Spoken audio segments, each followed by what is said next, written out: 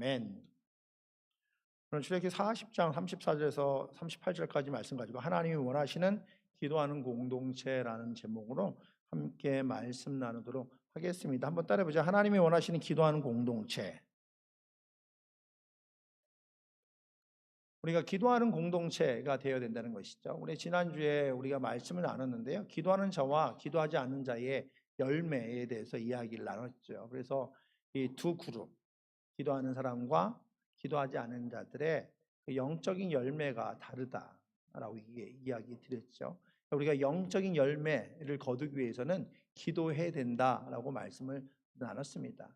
사실 여기 계신 우리 모두에게도 같은 마음일 건데요. 우리가 영적인 열매를 거두고 하나님을 향한 갈망이 있을 겁니다. 이 자리에 나온 이유가 내가 하나님께 예배하고 하나님 만나고 하나님께 기도하기 위해서 이 자리에 나왔겠죠. 세상에서 아무리 좋은 것을 누리고 맛있는 것을 먹고 또는 성공적인 삶을 살아도 우리 영혼 깊은 곳에서 이 좋은 것이 맛있는 것이 성공하는 인생이 우리를 다 채워줄 수 없다는 것을 우리는 잘 알고 있습니다. 하나님 없이는 채워지지 않는 거룩한 갈급이 있다는 것이죠. 오늘 예배하면서 예배하는 우리 마음 가운데 이 동일한 마음으로 하나님을 향한 갈망, 갈급이 있음을 믿습니다. 그런데 어떻습니까? 그런데 우리가 이 모든 갈망이 있으면서도 그렇게 하지 못한 이유가 무엇인가? 지난주에 우리가 함께 기도하고 그리고 한국으로 돌아가시는 한일순 집사님을 많이 돕지 않았습니까? 우리 한일순 집사님 소식 잠깐 나누기 원하는데요.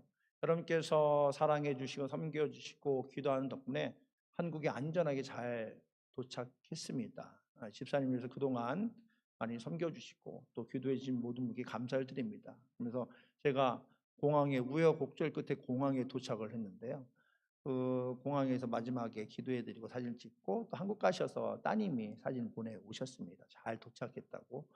어, 도착하시고 나서 좀 안심을 했습니다. 혼자 비행기 타고 가셨거든요. 그래서 잘 안심을 했는데요.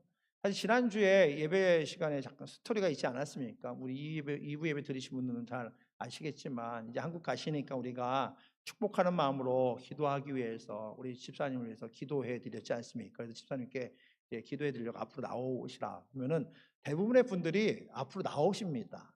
잘 안 나오신 분 거의 없어요. 근데 집사님은 이제 쑥스러우셔서 이제 끝내 앞에 안 나오셨거든요. 그러면 안 나오면 어떡합니까? 그럼 제가 가야죠. 그래서 무선 마이크 들고 앞에 가서 이제 그 부끄러워하시는 집사님을 위해서 이제 기도해 드렸단 말이죠.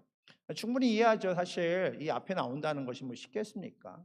저도 사실 이 강대상 앞에 설 때마다 두려운 마음으로, 떨리는 마음으로 걱정하는 마음이 참 많이 있습니다. 뭐 누가 앞에 섰다는 것이 그렇겠죠. 집사님도 마찬가지로 그러셨을 겁니다. 그래서 우여곡절 끝에 한일수 집사님이 한국 가시는 이 모든 게 우여곡절이라는 게 참 많이 있었습니다. 근데 이 우여곡절 끝에 예배를 다 끝나고 이제 집으로 마지막 제가 모셔다 드리는데 차 안에서 집사님께 저에게 이렇게 말씀하시는 거예요. 목사님, 제가 한국에서 잘 지낼 수 있도록 목사님이 기도해 주세요. 목사님 빼고 기도해 줄 사람이 누가 있습니까? 기도해 주세요. 뭐 그러시는 겁니다. 그래서 제가 집사님! 예배 시간에 기도하라고 할 때 나오지도 않으면서 뭐 기도해 달라고 그러냐고. 기도 받을 때 기도 받지. 라고 이렇게 큰 소리로 외치고 싶었으나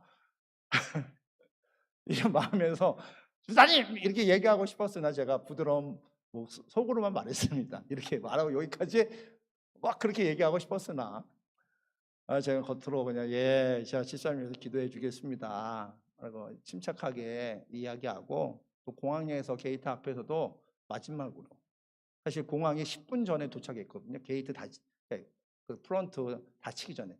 그 이야기는 이제 나중에 혹시 전할 기회가 있으면 하겠지만 하여튼 10분 전에 도착을 했습니다. 그래서 마지막으로 헐레벌떡 기도해드리고 보내드렸단 말이죠. 제가 한 집사님 생을 보면서 또 그의 고백을 보면서 다시 한번 깨닫는 것이 있습니다. 모든 성도들이 모든 이들이 마음 가는 기도도 받고 싶고 기도도 하고 싶은 거죠. 그런 열망이 있습니다. 기도하고 싶은 거예요. 그런데 여러 가지 이유가 우리를 기도하지 못하도록 방해하는 거죠. 기도하려고 그러면 상황이나 또는 환경을 핑계대기도 하고요. 쑥스러움도 있을 수도 있고요. 또는 여러 가지 육신의 연약함 때문에 기도의 자리에 쉽게 나가지 못할 수 있지 않습니까? 어떻게 보면 이게 우리의 솔직한 모습이겠죠. 표현을 제대로 못하고 내 안에 있는 여러 가지 한계점 때문에 기도를 나오지 못하는 것, 기도하지 못하는 것. 기도해야 된다는 걸 다 알게 되면서 핑계대며 머뭇거리는 거죠. 기도하고 싶으면 아유 날씨 더운데, 아유 텍사스 날씨 더운데 무슨 기도야, 다음 해야지. 또 기도하려고 하면 아유 몸이 이렇게 힘든데 무슨 기도야. 또 기도하려고 하면 아유 이제 학기 시작했네, 애들 키워야지 무슨 기도야. 이런 핑계를 다 대면서 기도를 차일피일 미루는 것이 우리의 모습일 수도 있습니다.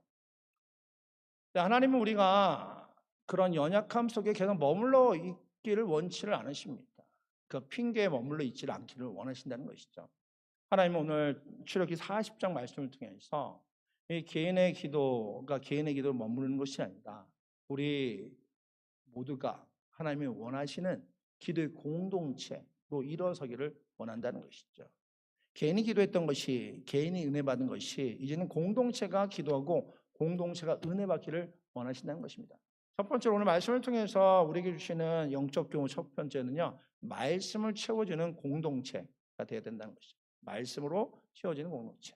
오늘 본문의 말씀은요, 24장에 모세가 시내산에 올라가서 하나님께 말씀을 받고 그리고 그 말씀을 이스라엘 백성들 전달하는 과정입니다. 24장부터 40장까지 하나님의 말씀들이 쭉 기록되어 있고 그리고 하나님의 법들이 기록됩니다. 이 장면은 이스라엘 백성들에게 아주 특별하고 거룩한 장면을 담고 있습니다. 하나님께서 모세를 시내산에 부르시고 그들에게 하나님의 법, 십계명을 비롯한 율법, 이 말씀을 주십니다. 그리고 이 모세는 그것을 전달하죠. 왜 이것이 이스라엘 백성에게 특별하다면요, 그 출애굽기 이전에 이스라엘 백성이 애굽에서 430년 동안 노예로 있지 않습니까?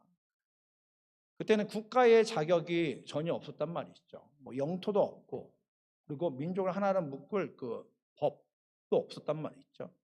그 법도 없고 영토도 없고 그리고 이 그 국가라는 개념을 이해할 수 없는 오랜 시간을 보냈단 말이죠. 근데 하나님께서 출애굽하시면서 영토를 주시기 전에 먼저 하나님께서 법으로, 하나님의 법으로 이스라엘 백성들을 묶어 주십니다. 하나님의 법으로 말이죠. 하나님께서 그들을 통해서 이제 하나님의 거룩한 백성, 거룩한 공동체, 하나님의 나라로서의 시작을 알리는 것이죠. 그러니까 여기서 명심해야 될 것 중에 하나가 있습니다. 그것은 뭐냐면요, 개인의 믿음과 공동체의 출발이 반드시 하나님의 말씀이 기초가 되어야 된다는 것이죠.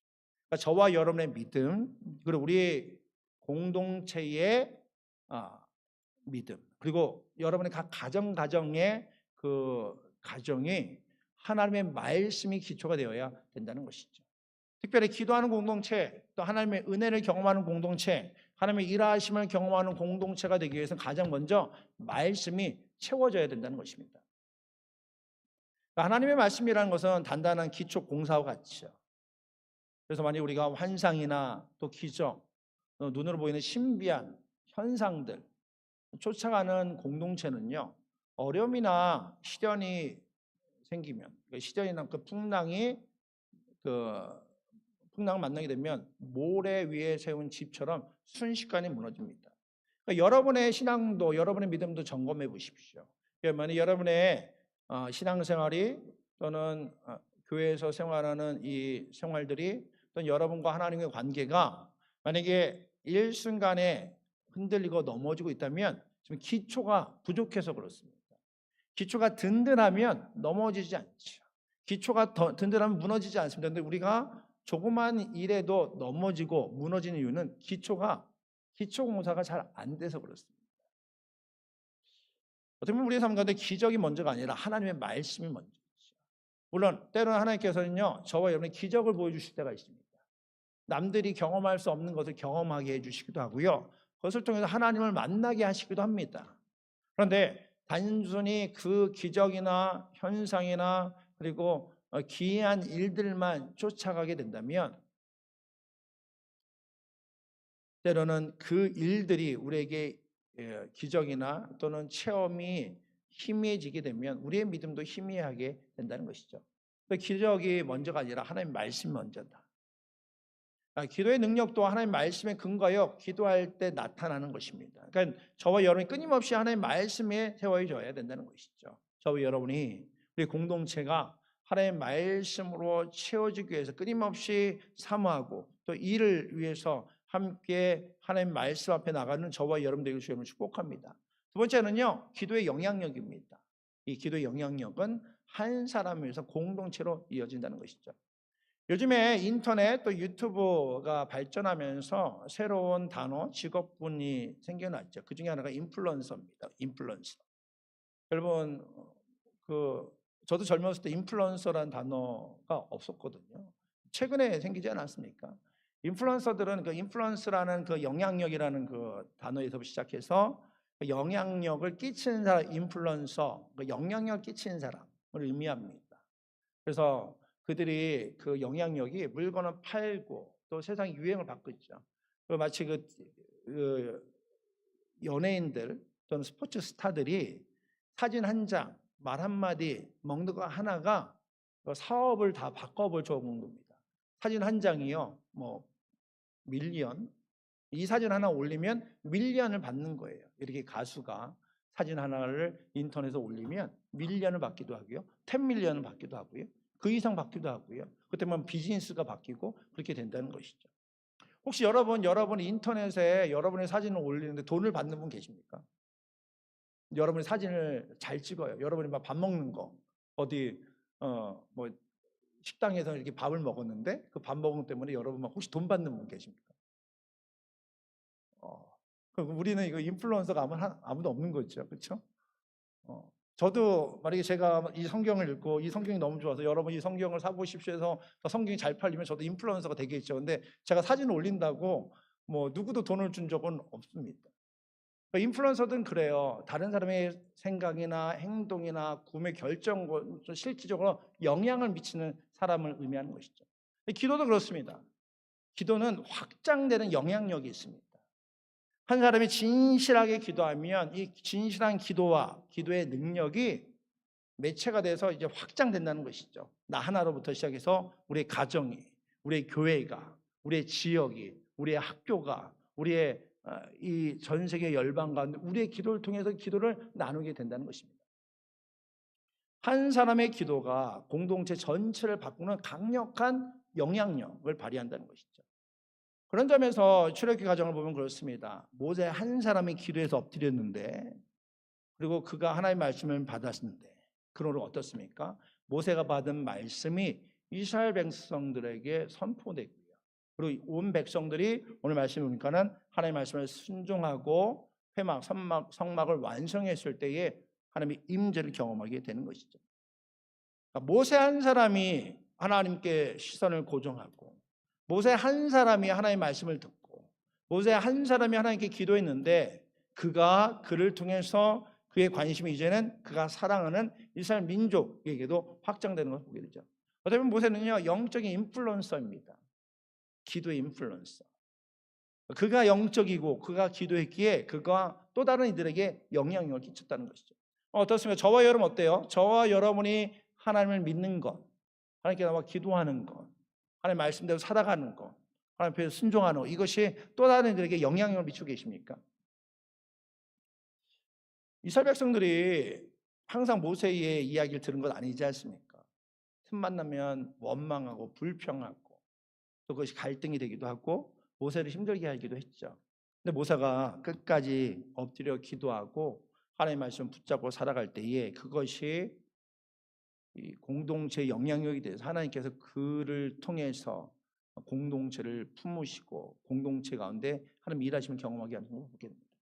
뭐 우리 신약 성경에도 그렇고요, 교회사에도 이 도라는 역사가 있습니다. 사도 바울 보십시오. 사도 바울이 다메섹 도상에서 예수님을 인격적으로 만나고 예수님이 나의 구원자 되십니다 라고 고백하고 나서 그의 삶이 완전히 바뀌지 않았습니까? 그 가는 도시마다 그리고 사람들마다 가서 기도하고 복음 전하고, 그로 말미암아 거룩한 초대교회 공동체를 형성했습니다. 그러니까 사도 바울이 자신이 만난 예수 그리스도, 자신이 만난 예수 그리스도를 전함으로 사람들이 변하고, 그로 말미암아 지역이 변하고, 나라가 변하는 통로가 되었다는 것이죠. 그런 사도 바울이 믿음의 지체들이 권면하는 말씀이 에베소서 6장 18절에 이렇게 기록이 되어 있죠. 에베소 6장 18절 말씀을 우리 함께 좀 읽도록 하겠습니다. 시작. 모든 기도와 간구를 하되 항상 성령 안에서 기도하고 이를 위하여 깨어 구하기를 항상 힘쓰며 여러 성도를 위하여 구하라. 아멘. 에베소 교회에 지금 권면합니다. 기도하라는 것이죠.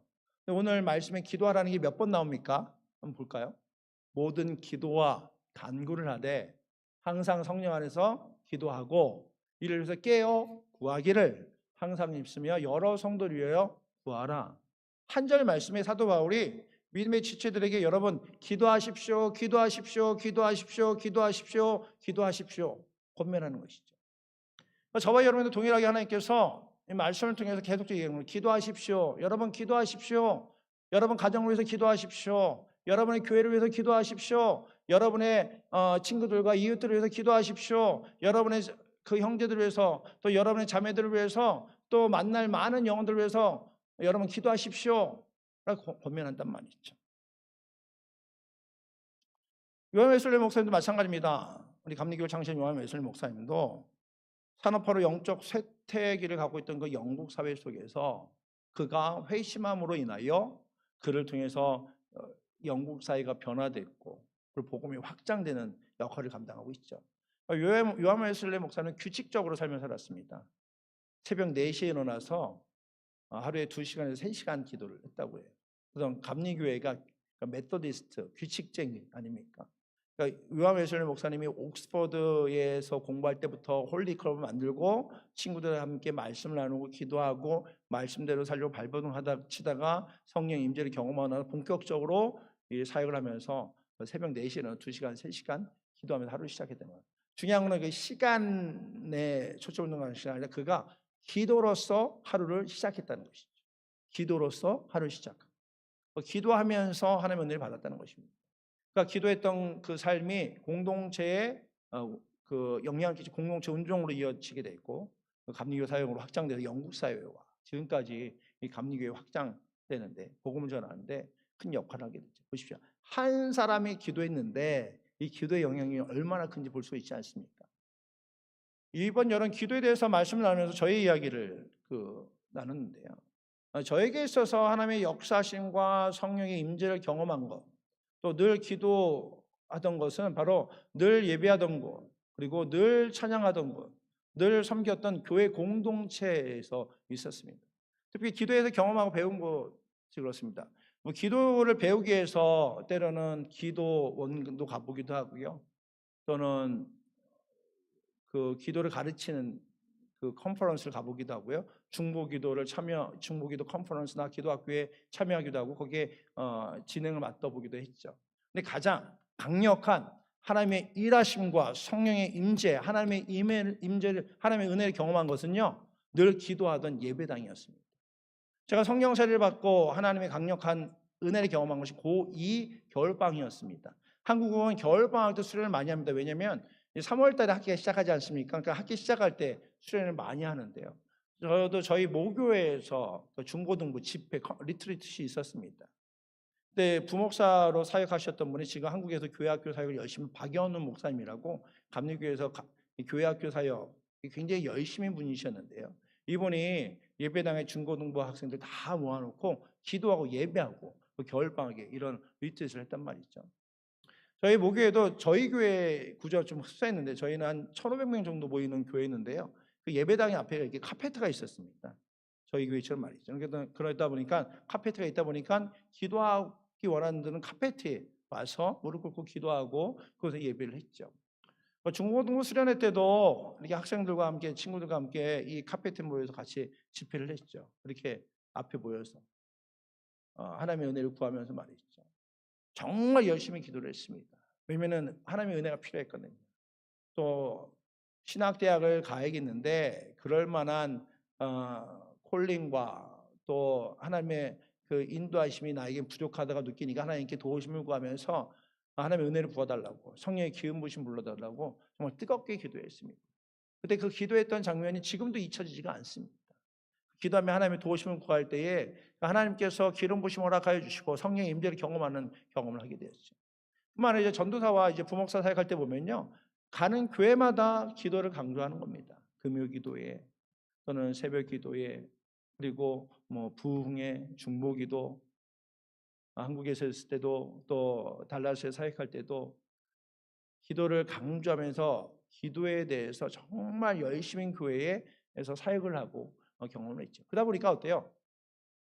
저는 기도를 배우고 기도를 경험한 것은 내가 섬겼던 교회 예배당이었습니다. 늘 내가 예배했던 곳, 늘 내가 찬양했던 곳, 늘 내가 교제했던 그 예배당에서 은혜를 받았단 말이죠.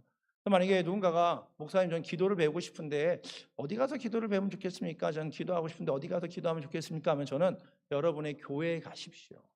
여러분의 교회 예배당에 들어가십시오. 그 새벽 예배나 금요기도나 교회에서 하는 그 집회에 또는 기도에 참석하십시오. 저는 권면합니다. 왜 그렇습니까? 하나님 앞에 나가는 그 자리에 하나님께서 은혜 주시기 때문에 그렇습니다. 물론 선교단체나 기도원 가서도 은혜를 받습니다. 오살리 금식 기도원도 그렇고요. 강남중앙 금식 기도원도 그렇고요. 참석하고 방문해서 그것에서 많은 은혜를 저도 받고 받았죠. 근데 하나님께서 저와 여러분에게 허락하신 예배당, 이곳에서 하나님을 찾고 만날 때 또 다른 곳에 가서도 하나님의 은혜를 경험하게 되는 것이죠.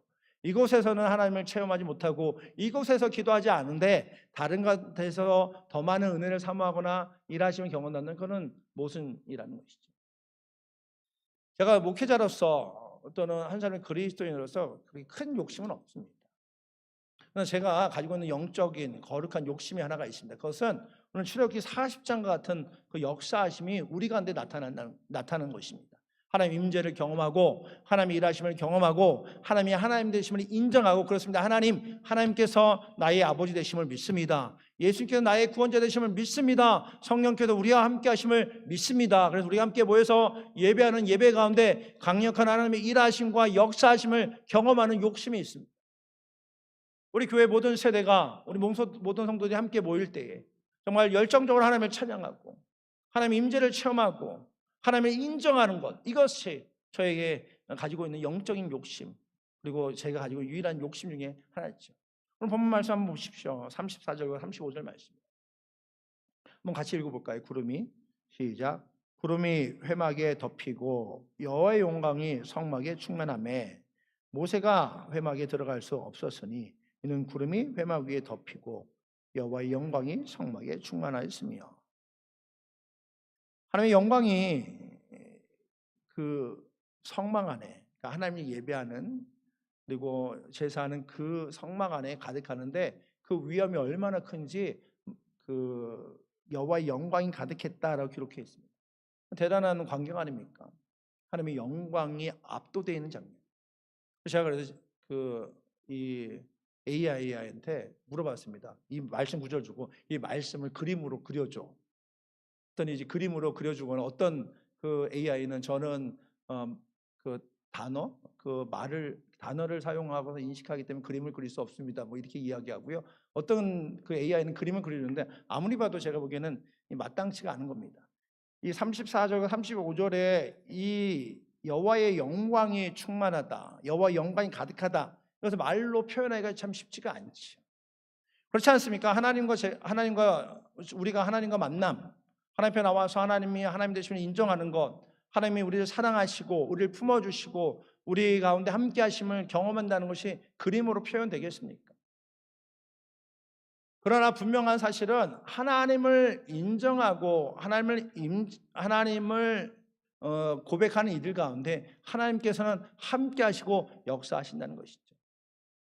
함께 기도하는 공동체 안에 이런 하나님의 임재의 사건, 이런 하나님의 임재의 모습들은 구약에서 계속적으로 반복적으로 나오게 됐죠. 솔로몬이 하나님께 예배할 때도 이렇게 기록되어 있지 않습니까? 열왕기상 8장 10절에서 11절에서 한번 같이 읽어볼까요? 시작. 제사장이 성소에서 나올 때에 구름이 여호와의 성전에 가득하매 제사장이 그 구름으로 말미암아 능히 서서 섬기지 못하였으니 이는 여호와의 영광이 여호와의 성전에 가득함이었더라. 여호와의 영광이 가득하다.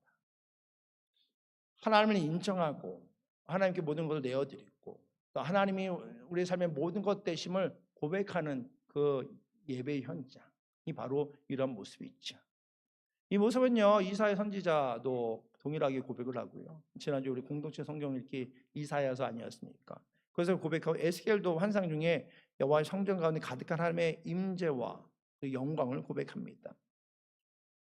또 신약 성경에 어떻습니까? 예수님이 승천한 이후에 사도행전 2장에서도 초대교회 놀라운 역사를 이렇게 표현하고 있지 않습니까? 한번 같이 읽어볼까요? 시작. 오순절 날이 이미 이르매 그들이 다 같이 한 곳에 모였더니 후련히 하늘로부터 급하고 강한 바람 같은 소리가 있어 그들이 앉은 온 집 가며 마치 불이 혀처럼 갈라지는 것들이 그들에게 보여 각 사람 위에 하나씩 임하여 있더니 그들이 다 성령의 충만함을 받고 성령의 말하게 하심을 따라 다른 언어들로 말하기를 시작하니라. 아멘. 오순절에 그 성도들이 함께 모였습니다. 모여서 하나님의 은혜를 구합니다. 그때 성령께서 임하시는데 급하고 강한 바람 같은 소리가 나고 그리고 온 집안에 가득한 하나님의 임재를 경험하고 마치 불이 혀처럼 갈라지고 각 사람에게 임하고 성령 충만을 받아 다른 언어를 말하였다. 고2 때 경험한 성령 사건이 바로 이와 같았습니다. 동일한 모습. 말로 표현할 수는 없지요. 근데 내 안에 임하신 하나님, 나에게 함께 하신 하나님, 성령의 뜨거움이 역사하니 내가 기도하는 것이 아니라 하나님이 나를 기도케 하시고 그리고 방언케 하시고 그리고 하나님이 하나님 되심을 고백하고 찬양할 수 있도록 함께 하신 은혜를 경험하게 된 것이죠. 여러분, 하나님이 원하시는 공동체는 그저 사람들이 모여서 친목하고 그리고 사교하는 그런 클럽을 원하는 것이 아닙니다. 교인들이 함께 모여서 세상에 재밌는 얘기하면서 그런 것들을 교제하려고 교회에 모인 것은 아니란 말이시죠. 우리는 함께 모여서 하나님의 이름을 찬양하고 예수 그리스도의 이름을 고백하고 예수 그리스도의 이름으로 기도할 때에 성령의 급하고 바람 같은 바람 같은 역사가 나타나서 여호와의 영광이 충만하여 하나님의 임재가 경험하고 그 앞에 엎드려지는 공동체. 하나님을 고백하고 하나님을 찬양하고 하나님을 이야기하고 하나님을 간증하고 하나님에 대해서 함께 나누는 공동체를 하나님이 원하신다는 것이죠. 제가 원하는 그리고 제가 욕심이 있다면 바로 이러한 모습입니다. 우리 주님의 공동체가 함께 모일 때마다 하나님 앞에 나와서 예배하고 기도하고 하나님의 은혜를 구하고 그래서 함께 모였을 때마다 하나님께서 얼마나 크고 위대하신지 함께 찬양하고 예배하는 모습 말이죠. 바로 이러한 공동체를 사모하고 우리 주님의 교회가 하나님의 영광과 임재를 체험하는 공동체 될 수 있도록 함께 기도하고 바라는 우리 모두가 되기를 원합니다. 재미있는 것은요, 출애굽기 40장과 사도행전 2장 말씀 보면요, 한 가지 공통점이 있습니다. 그것은 뭐냐면요, 하나님의 임재를 경험하는 이들의 모습입니다. 오늘 40장 말씀 어떻습니까? 40장의 이스라엘 백성들은요, 더 이상 불평하지 않습니다. 더 이상 원망하지 않죠. 그러니까 하나님의 임재를 경험하니 직접 눈으로 목격하니 그 앞에서 부인하지 않고 그리고 더 이상 불평하지 않습니다. 사도행전 2장 말씀 어떻습니까? 그 전에 예수 그리스도를 부인하고 도망갔던 그 제자들이 더 이상 부인하지 않습니다. 그리고 그들이 하나님의 임재와 일하심을 경험했기에 나가서 전도자로 예수를 부인하는 것이 아니라 전도자로 살아가게 되는 것이죠. 하나님의 강력하신 역사에 동참하고 있는 모습이 있죠. 다시 말해서 우리 입에서 환경 때문에 불평하고 그리고 세상에서 그리스도인 것을 드러내지 않고 부인하고 있다면 그것은 다시 뒤집어서 이야기한다면 우리가 하나님을 인정하지 아니하고 그래 하나님 앞에 나가서 기도하지 않는다는 반증이라는 것이죠. 그러니까 여러분의 입에서 불평이 끊임없이 나오고 그러니까 하나님을 인정하지 않고 또 어디에서 내가 그리스도인임을 드러내지 못하고 있다면 저와 여러분의 하나님의 깊은 임재와 역사를 경험하지 못하고 하나님 앞에서 기도하지 못한 삶을 살아가고 있다는 것이죠. 우리가 하나님과 사람들 앞에서 하나님을 전하고 나누기 위해서는요, 먼저 우리가 하나님의 은혜를 경험해야 된다는 것이죠. 그리고 하나님의 임재 안에 들어가서 하나님이 하나님 되심을 고백할 때에 우리가 그것을 통해서 세상에 나아가게 되고 또 기도할 때 그것이 우리에게 능력이 된다는 것이죠. 우리가 우리 입술에서 불평과 부인이 사라지기 위해서는 오늘 이 말씀대로 성령의 강력한 역사, 하나님의 임재를 경험해야 됩니다. 그것을 위해서 우리가 기도해야 된다는 것이죠. 마지막으로 우리에게 해주시는 세 번째 교훈은요, 하나님의 인도하심. 그 인도하시는 삼겹줄의 은혜 공동체가 되어 된다는 것이죠. 하나님이 원하시는 이 기도의 공동체는 어떤 모습입니까? 오늘 출애굽기 40장 36절 38절 말씀을 보면 이스라엘 백성들이 불평과 또는 원망이 아닌 모습을 보게 되죠. 한번 같이 읽어볼까요? 구름이 시작. 구름이 성막 위에서 떠오를 때에는 이스라엘 자손들이 그 모든 행진한 길에 앞으로 나갔고, 구름이 떠나오르지 않을 때는 떠오른 날까지 나가지 아니하였으며, 낮에는 여호와의 구름이 성막 위에 있고 밤에는 풀이 그 구름 가운데 있음을 이스라엘의 온 족속이 그 모든 행진한 길에서 그들의 눈으로 왔더라. 아멘. 어때요? 이스라엘 백성들이요, 자기의 생각과 계산대로 움직이지 않습니다. 하나님께서 구름 기둥을 주시면 그 구름 기둥 따라가고요, 구름 기둥 따라 행진하고 구름 기둥이 멈추면 떠오를 때까지 멈춥니다. 광야의 뜨거운 낮에는 구름 기둥으로, 추운 밤에는 불 기둥으로 그들 앞에, 눈앞에 직접 인도하여 주시는 하나님의 일하심 경험하게 되죠. 오늘 말씀 38절에 그들이 눈으로 왔더라. 눈으로 직접 하나님의 인도하심, 임재를 보게 되는 것입니다. 직접 경험하니까 어떻습니까? 그때는 불평이 없는 것이죠. 원망이 없는 겁니다. 하나님의 인도하심을 직접 보니까 말이죠. 우리 함께 모여서 기도하는 공동체가 될 때는요, 우리의 공동체 안에 하나님께서 우리의 앞길을 구름 기둥과 불 기둥으로 보여주시고 인도하신다는 것이죠. 다시 말해서 저와 여러분의 삶도 동일합니다. 저와 여러분의 삶에 하나님의 인도하심을 원한다면, 불 기둥과 구름 기둥을 경험하기 원한다면요, 기도로 하나님께 나가는 겁니다. 함께 기도하면서 하나님의 일하심을 사모하는 것이죠. 기도하는 공동체만이 하나님의 멈춤과 나아감을, 그 사인을 분명히 볼 수 있는 것이죠. 하나님이 아무리 우리를 인도해도 기도하지 못하면 깨닫지 못한다는 것이죠. 하나님께 우리를 막 이끌어 가시고 인도하셔도 우리 기도하지 않는다면 우리는 그것을 깨닫지 못하는 실수를 범한다는 것입니다. 왜 그렇습니까? 세상이 광야 같습니다. 이 광야 같은 세상에 혼자 살아가서는 이길 수가 없습니다. 어떻습니까? 하나님께서 함께 하시면 이 광야에서도 구름 기둥과 불 기둥의 인도하심을 누릴 수 있죠. 우리가 개인의 기도로 시작해서 반드시 공동체 기도로 나가야 된다는 것이죠. 우리 주님의 교회가 하나님의 인도하심을 누리기 위해서, 또 여러분의 가정이 인도하심을 누리기 위해서는 하나님 앞에 나와 함께 기도하는 기도가 필요하다는 것입니다. 전도서 4장 12절에서는 우리에게 이렇게 권면하고 있습니다. 같이 읽어볼까요? 시작. 한 사람이면 패하겠거니와 두 사람이 맞설 수 있나니 세겹주는 쉽게 끊어지지 아니하느니라. 아멘. 그렇잖아요. 혼자 기도하려고 하면 핑계 생기고 피곤하고 그러면 멈추게 되고 환경이나 상황 때문에 포기하기 쉽지 않습니까? 그 이유는 우리가 연약한 인간이기 때문에 그렇습니다. 그런데 두 사람, 세 사람이 성령에서 기도의 끈으로 이어지며 세겹주는 쉽게 끊어지지 않는다. 성경에서 우리에게 권면하고 있습니다. 우리 안일순 집사님 귀국할 때처럼 말입니다. 우리 집사님을 위해서 많은 분들이 수고했습니다. 정말 성도님들이 많은 분들이 그분의 삶을 도와주고 섬기고 무더운 여름 가운데 수고가 있었단 말이에요. 함께 했단 말이죠. 함께 했기 때문에 가능한 거죠. 안일순 집사님 혼자서는 불가능한 일입니다. 혼자서는 할 수 없는 일이었습니다. 함께 섬겼기에, 함께 기도했기에 그 일이 일어났던 것처럼 말이죠. 여러분, 내가 낙심할 때 나를 위해서 누군가 기도하는 동역자가 있다면 그러면 그 낙심 가운데도 일어날 수가 있습니다. 서로 연약함을 위해서 기도로 채워줄 때 이것이 바로 하나님이 원하시는 기도의 공동체이죠. 주 안에서 하나 되어서 한 마음으로 서로 돕고 기도하고 사랑할 때 그곳에 하나님의 임재를 경험하게 되는 것이죠. 여러분의 삶이, 여러분의 가정이, 그리고 주님의 교회가 이 기도의 공동체, 하나님의 임재를 경험하는 공동체가 되어야 될 줄 믿습니다. 그러면 일터도 마찬가지죠. 여러분 가정, 삶의 자리도 기도하면서 기도의 공동체로 서로 기도하면서 그 가운데 살아가는 우리 모두가 되기 원합니다. 우리 마음속으로 우리는 하나님을 향한 거룩한 갈망이 있습니다. 그러나 여러분 더 이상 연약함 때문에 또는 핑계 때문에 쑥스러움 때문에 거룩한 갈망을 갈망을 숨기지 마시기를 바랍니다. 우리는 이런 고백들이 많이 있어야 될 줄 믿습니다. 내가 당신을 위해서 기도할게요. 나를 위해서 기도해 주세요. 우리 함께 기도해요. 이게 저와 여러분의 인사말이 되기를 원합니다.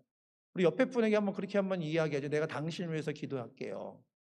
한번 옆에 분에게 내가 당신을 위해서 기도할게요. 자, 또 이렇게 해줘. 나를 위해서 기도해 주세요. 한번 얘기해 보실까요? 나를 위해서 기도해 주세요.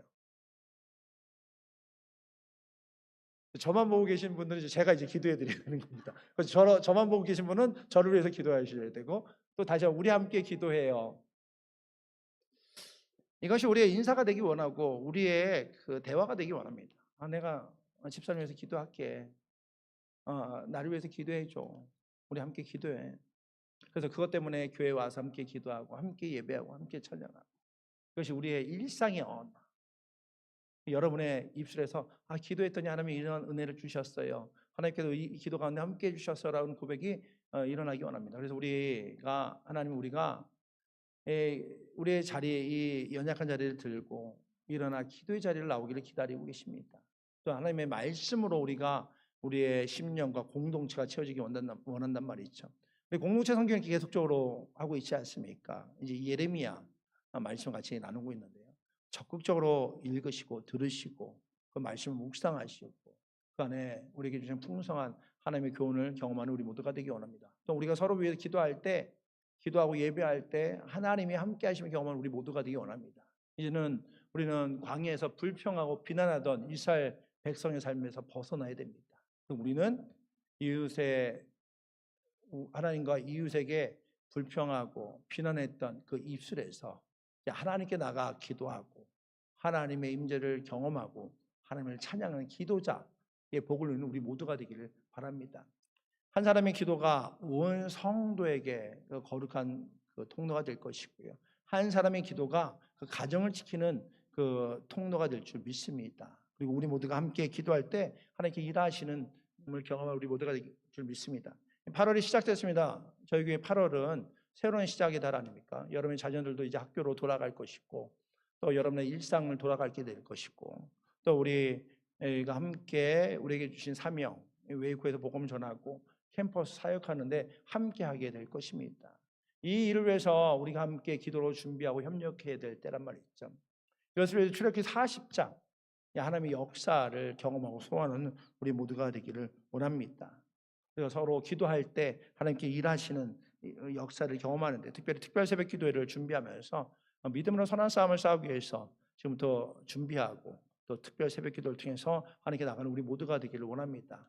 서로 기도와 함께 삼겹줄이 되어서 낮에는 구름 기둥으로 밤에는 불 기둥으로 우리 인도하시는 하나님의 역사를 직접 경험하는 우리 모두가 되기를 주의 이름으로 축복합니다. 기도하겠습니다.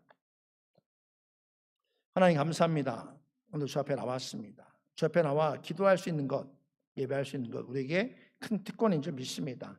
하나님 앞에 나와 싸우니 주님께서 함께해 주셔서 주의 은혜를 경험케 하여 주시고 주님의 일하심을 경험하는 우리 모두가 되게 해 주시옵소서. 주님의 공동체가 출애굽기 40장에 하나님의 임재와 영광이 가득했던 그 성막처럼 우리의 공동체 가운데 하나님의 임재와 영광이 가득한 공동체가 되게 해 주시옵소서. 이곳에 하나님이 하나님 되심을 인정하게 하여 주시고 하나님의 이름을 높여드리게 하여 주시옵소서.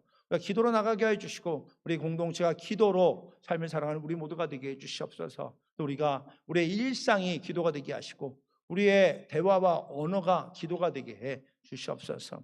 하나님 우리에게 공동체 주신 감사합니다. 이곳에 서로 기도하기 원합니다. 서로 돌보기 원합니다. 연약한 가운데 있는 이들, 아픈 가운데 있는 이들, 그래 도움이 필요한 이들, 그들을 위해서 함께 섬기고 기도하는 주님의 공동체 될 수 있도록 주께서 함께해 주시옵소서. 이번 한 주간도 기도로 살아가기 원하오니 이 시간 함께하여 주셔서 주님의 큰 은혜를 경험하고 나누는 우리 모두가 되게 해 주시옵소서. 감사합니다. 예수 그리스도 이름으로 기도드립니다. 아멘. 우리 다 같이